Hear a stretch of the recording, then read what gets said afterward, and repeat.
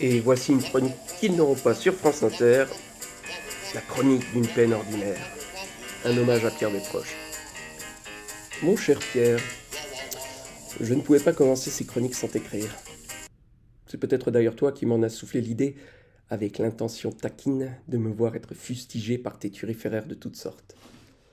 Alors je ne sais pas ce qui t'a pris de quitter la vie si rapidement, laissant ta place à de risibles ersatz édulcorés, dont les chroniques blettes sont aussi jouissives qu'un embouteillage copiloté par Christine Boutin lors d'un retour de vacances sur la 6.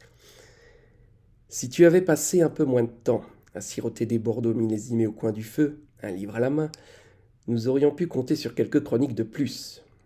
Mais voilà, ta cave étant vide, tu n'as pu t'empêcher d'aller goûter les crues de la vigne du Seigneur. Tout cela pour aller moutonner au paradis. Oui, tu es forcément au paradis. Dieu aime les écrivains. Sinon il enverrait des SMS avec des fautes, pour faire comme la majorité des gens. Pierre, je t'en veux. Je ne le nie pas. Alors même que nos politiques, issus des mêmes élevages en batterie des arrondissements huppés de l'hydre parisienne, sont devenus plus nihilistes que jamais, tu as trouvé judicieux de mourir jeune, nous privant ainsi de ton flegmatisme acidulé teinté au tanin de ton ironie. T'es-tu rendu compte, fiefé filou, de l'incroyable gâchis de matières premières que tu allais générer en coupant court à des thèmes tellement récurrents et quotidiens que les inepties bellicistes d'un retardé comme Zemmour, la platitude nordique au service du rien de Chiappa, ou l'immense réservoir à cons qu'a pu générer les commentaires sur le net. Mais non, il a fallu que tu provoques ton cancer, au sein de plusieurs chroniques en plus, oubliant que le sort, quand il s'agit de la vie des hommes, est lui aussi adepte de l'ironie. Et d'ailleurs, de là où tu es, que fais-tu de tes journées? Là encore, si tu sirotes du Figeac 71 avec la comédie humaine sous la main, rien ne t'empêchait une activité identique ici, parmi nous, au plus près de tes ouailles. Oui, j'ai dit ouailles. Malheureusement, comme tant de disparus, tu as été récupéré comme une idole. On t'évoque dès qu'un illettré radiophonique poussé par je ne sais quelle fougue use sa petite morne transgressive et utilise un mot de plus de 3 syllabes. Alors des soupirs montent des studios, de l'époque où l'on comprenait encore le second degré et où la caricature permettait de servir de soupape à la colère populaire.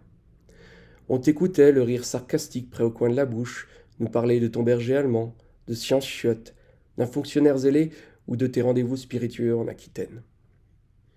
Non, Pierre, c'est un sale coup que tu nous as fait. Cette farce ultime se trouve être de mauvais goût. Je comprends que Dieu ait souhaité t'avoir en son giron, mais le résistant de la pensée standard aurait dû se manifester et réclamer que pour l'éternité, on n'est pas à une dizaine d'années près. Ça aurait eu de la gueule une chronique avec le titre J'ai refusé de mourir pour vous. Elle aurait fait un tabac sur les réseaux sociaux. Ah oui, les réseaux sociaux.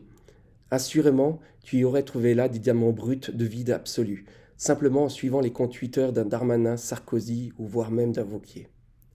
Il t'aurait fallu trancher dans le vif de tes chroniques pour ne pas dépasser les 3 minutes sacrées offertes aux plantins actuels par des gentils milliardaires cyniques, subventionnant les organes cancéreux d'une presse moribonde quand ce n'est pas le clocher du village.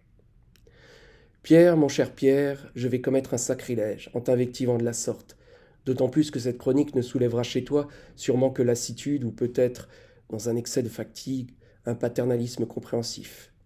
Mais je te transmets là le désespoir de milliers d'amoureux des lettres en te confiant la pensée précise, s'offrant à nos cœurs attristés lorsque ceux-ci battent au souvenir poignant de ton décès prématuré. Mais quel con!